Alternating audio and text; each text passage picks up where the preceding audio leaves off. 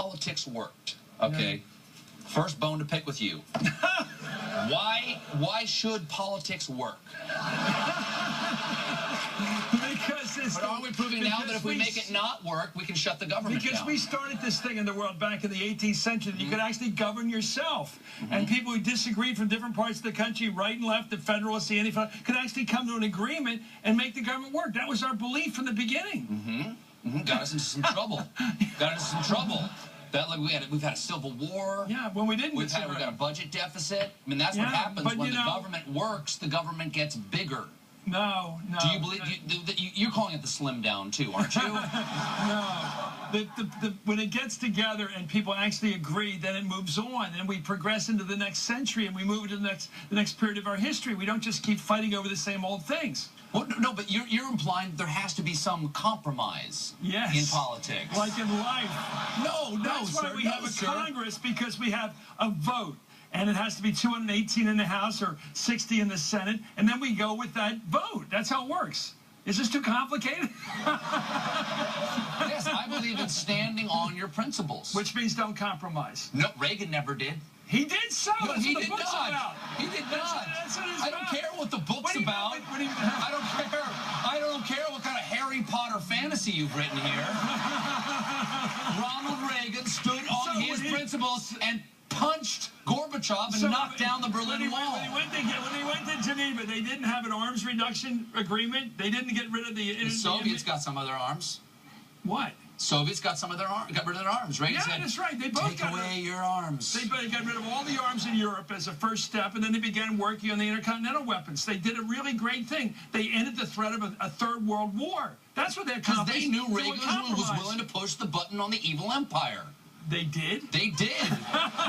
Reagan hated the idea of nuclear war. He hated mutual assured destruction. He couldn't stand the idea. The only reason we didn't go to war is one side would totally annihilate the other side. He said, the Russians are good people like us. It's not their fault they have a lousy leadership. He understood the situation. Well, I guess we'll never know. You have your opinion, I have my opinion. And I guess we'll never know. But see, I kept a book.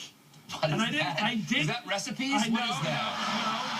Unlike Bill O'Reilly, who gets it from up there, I kept notes. Oh, really? Yes, that was my secret. You're not inspired by God to write your book? This is sort of... By the way, why didn't you call it Killing Tip in the Gipper? That really moves When are we going to have the book we've really been waiting for, Killing O'Reilly? When's that coming?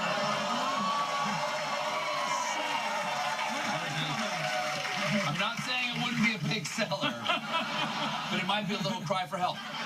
You wrote things down. I kept a diary the whole year, all the times with Tip and Reagan. Did you think you'd be subpoenaed at some point? Why were you?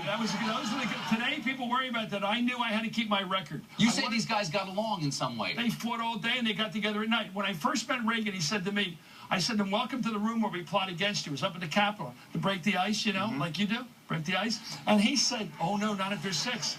The speaker says we're all friends after 6. It was a really good relationship. Let me tell you some of the things that Tip said about... terrible things. He says Reagan has no concern, no regard, no care for the little man. Yeah, He's a real Ebenezer Scrooge whose program was for the selfish, the greedy, the affluent.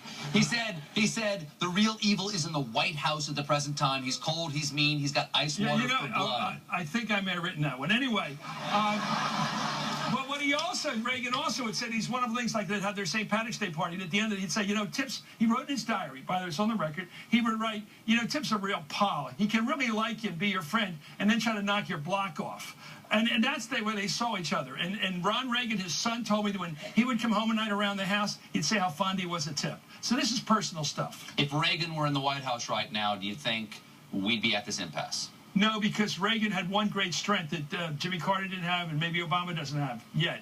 You can scare the hell out of the other guy. And he did it with the Patco strike when he broke that strike. So you're saying that Obama doesn't scare people? He doesn't scare people. We haven't done enough to make people afraid of Barack Obama? No, we haven't done it. Really?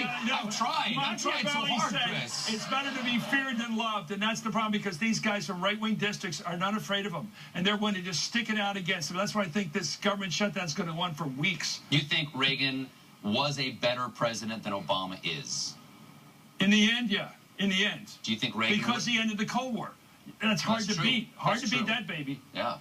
How do you think this is going to end, the showdown? The shutdown, the slim down, I'm whatever. worried about this default come the 24th. What happens on the 24th of this month? Instead of sending out the interest to the Chinese billionaires who we're borrowing money from, or the kid who's got a paper and is buying savings bond, all of a sudden, for the first time in our history, we don't pay our interest. You know, I think of it like an airline. Would you go down an airline that said 95% safety record, or would you look for an airline that had 100% safety record? And for 100 years now, the world has looked at the United States and said, they got a 100% safety record if we borrow, if we lend them money. We won't have that if this thing defaults, and that's what scares me. We will not be the currency of the world. We will not be the store of value. We will not be anything. We'll be the country that became a deadbeat country in October of 2013, and that scares the hell out of me. And that could happen by the end of this month because of these right-wing jackals. Am I clear? That's jackals is a strong word. Chris, thank you so much for joining me. Chris Mathews.